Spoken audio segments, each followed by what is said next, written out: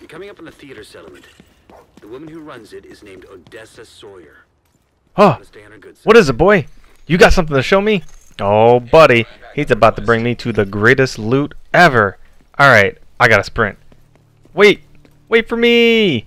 1 2 1 2 1 2 run. 1 2 1 2 1 2 run. Get that gun. Get that gun.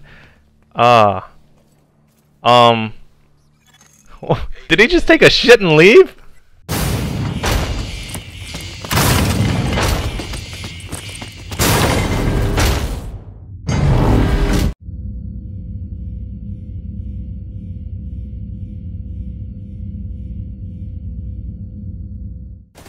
Hey there everyone, and welcome back. My name is Kenkukun, your host, and today we will be reviewing the Division 2 beta. Now, I didn't play all the way through the beta. I didn't go to the Dark Zone. There was probably a lot of endgame content or difficulties I didn't really do. So keep that in mind going forward. As you can see, the location for the Division 2 now is Washington, D.C., the capital of the U.S., and that guy's looking at the sky. We got a lot of sky watchers in here. You'll notice throughout some of these clips, you'll see people staring off into nowhere sky, and I question their sanity, but it's trying times. So, the base of operations is the White House. Now, this is your hub, and at your hub, you're going to collect main missions, you'll be able to sell things, craft things, upgrade the base of operations. We'll talk a little bit about that later. You'll also be able to spend your skill points and your perk points on your character exclusively with Quartermaster, I don't know his name.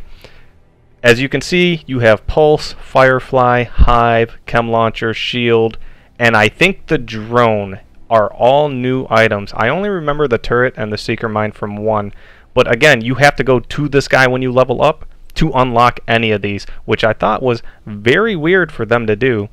Another thing that they introduced, which you'll see in a second, is settlements. Now you can go to these settlements and you can upgrade them by doing basic quests, you know, basic RPG. Hey, do a quest for me, you unlock the part of the city. Do a quest for me, you unlock part of the city. One of the things about your base of operations is you can go to these settlements and recruit other people.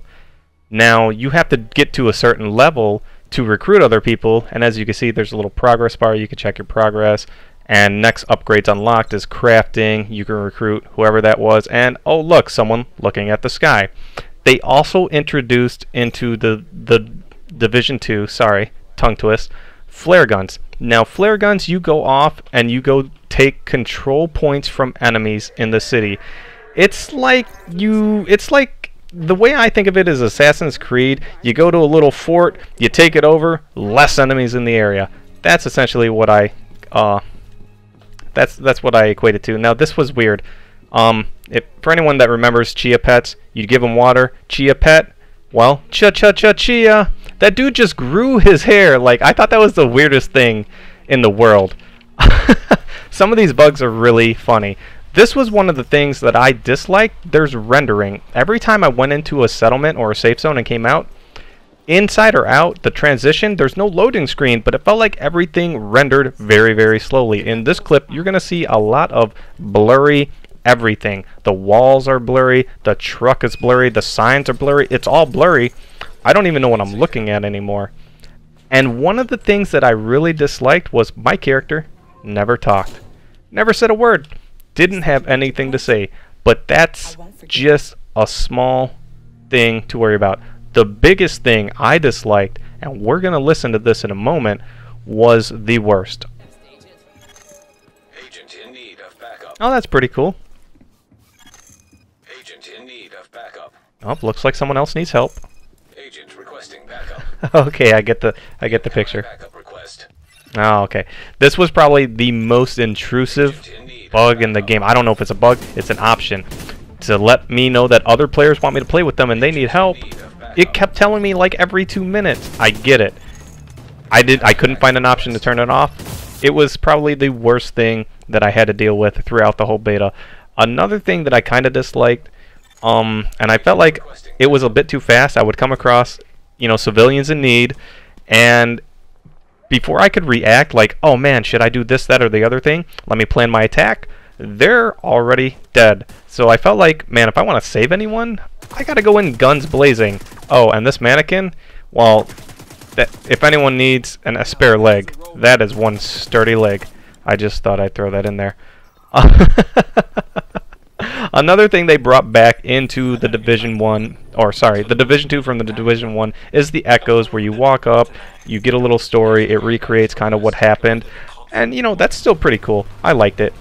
Now this is the biggest thing that people like me were worried about, bullet sponging in the game. I did not like the bullet sponginess of Division 1, and it seemed like they kind of went a different route. It's really based off armor. Now, this guy is heavily based off armor. In a moment, I'm going to break his chest plate, and then he's still going to have armor on his legs, arms, and head, but I can shoot his bare body and start doing damage to his health. When I set my little seeker grenade out there, and it put fire on him, it kind of dealt damage to all of his armor. It wasn't just one select piece. It didn't go through the armor and cook him. You know, it wasn't that realistic. Or maybe body armor, certain types of body armor is heat resistant, but I don't think everybody's body armor is heat resistant. Who knows?